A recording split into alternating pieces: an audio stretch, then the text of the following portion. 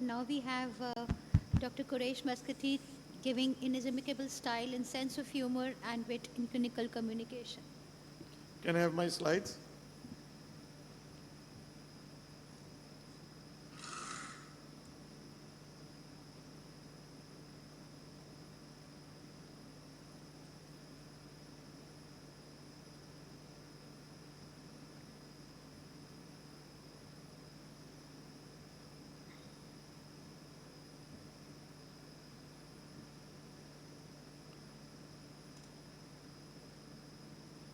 Can you make it full screen? Can I do it? Okay.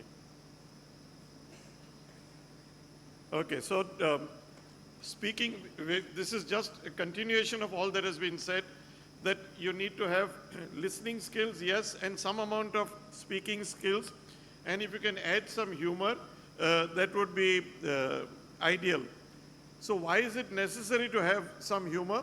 Many patients have been frightened by another eye surgeon. They've come to you for a second opinion. As you grow senior, you get more of these.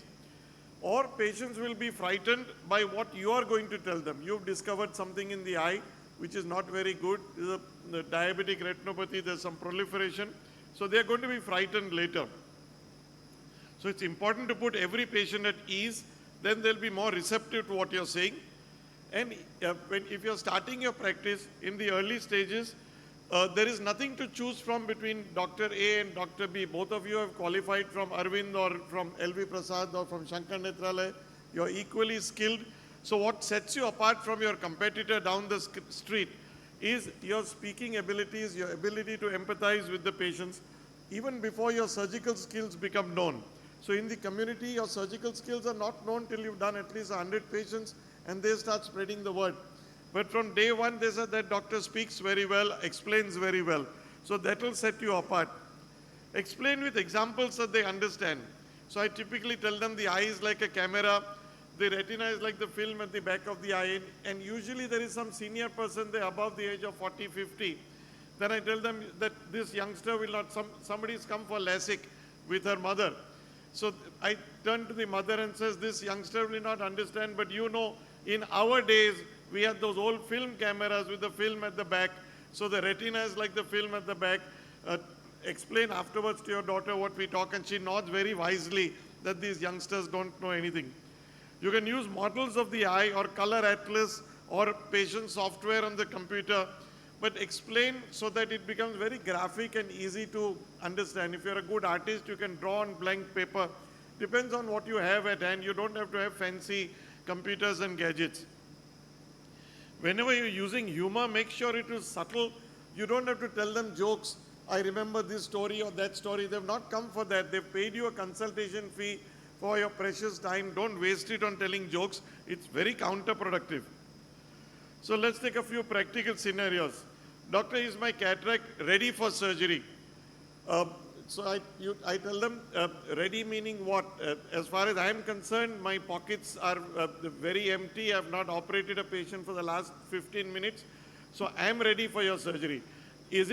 Are you ready for the surgery is what is more important. So you need to put the humor in and tell them that, look, if you are handicapped, visually handicapped, if whatever you're doing day-to-day life, you find difficulty in doing, then you're ready for surgery. It's better if both of us are ready for the same surgery. When that happens, I'll operate you. You'll be doing my surgery by laser, no? Now, you're not doing femto laser. So you tell them that as of today, there is no surgery done by laser anywhere in the world. What people call laser is a laser-assisted surgery.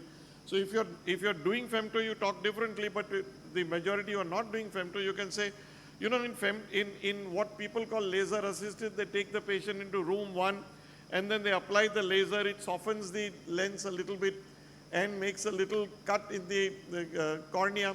Then they have to take the patient to theater 2, and you have to transfer patient from one theater to another theater, and then there you have to do the good old phacoemulsification, which is use of ultrasound and not laser.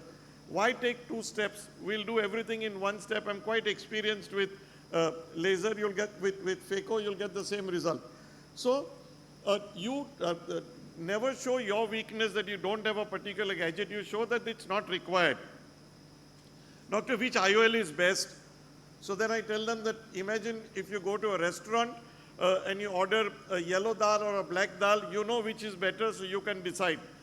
If I give you a menu card of lenses, you will turn around to me and says, doctor, put the one which you think is best. So why discuss it? I will put the best lens possible in your eye. So I only discuss monofocal versus multifocal. That's the only discussion I do.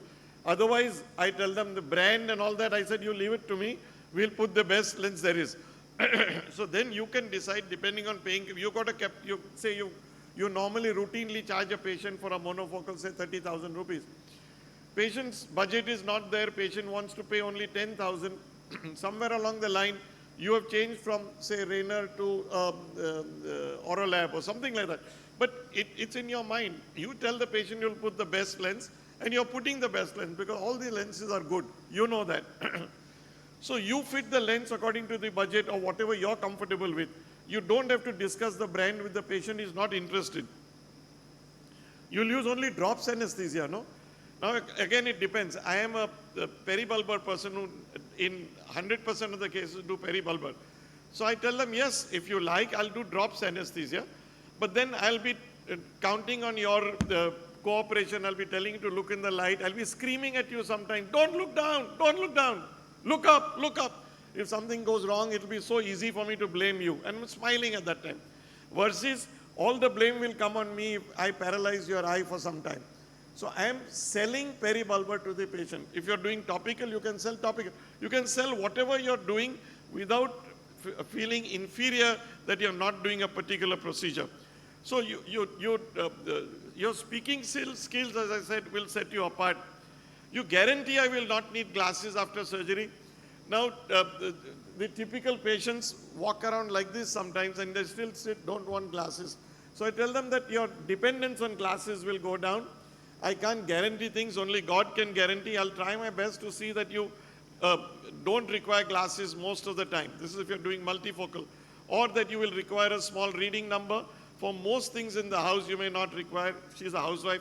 Maybe for cooking, something like that, you might require your glasses. Or for TV, you may require a little bit of distance. Because though I predict, I use sophisticated computers to predict so that I should bring you down to 0 for distance. Your eye, fortunately, unfortunately, doesn't know what the computer has predicted.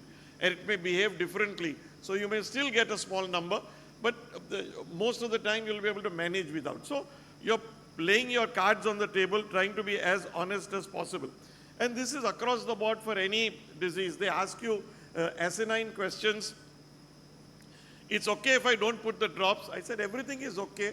But remember that glaucoma is a one-way street. The more you neglect, the less compliant you are, the more the chances of blindness. Will I go blind? Not if you follow my advice. We'll try and preserve the vision as it is. I've showed them the fields. Your vision is already tubular. We'll try and preserve this for as long as possible, but please follow my advice, be compliant. Will surgery for glaucoma result in cataract? Yes, in a small percentage of patients. You're also going to get a little older in 5 years. You're already 65 now. At 70, you may have required a cataract, even if I had not done glaucoma surgery. Can you restore vision in my left eye, blind due to glaucoma? I am not God. I can't do things like that. What is lost in glaucoma. So be truthful, but convey things in a lighter vein. Why have I got diabetic retinopathy, though my sugar is under control since 20 years?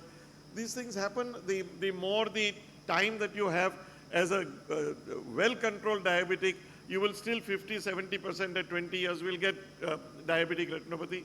If you are a naughty diabetic, you would have got it earlier. So you tell them this.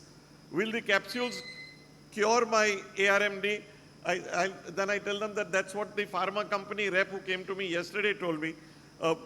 We are not 100% sure. There are lots of studies. There are lots of pharma companies. There are about 200 antioxidants available. Unfortunately, for dry ARMD, we have nothing else to give. So I'm giving you this. It will do no harm. If it does good, do buy shares in the company. So take it a little lightly, but convey what you want and make sure that they do follow your advice. So we don't have the time to continue much longer. So smile when they come in and smile when you say thank you to the patient, and if possible, escort them to the door yourself. Communication is the key. Thank you so much.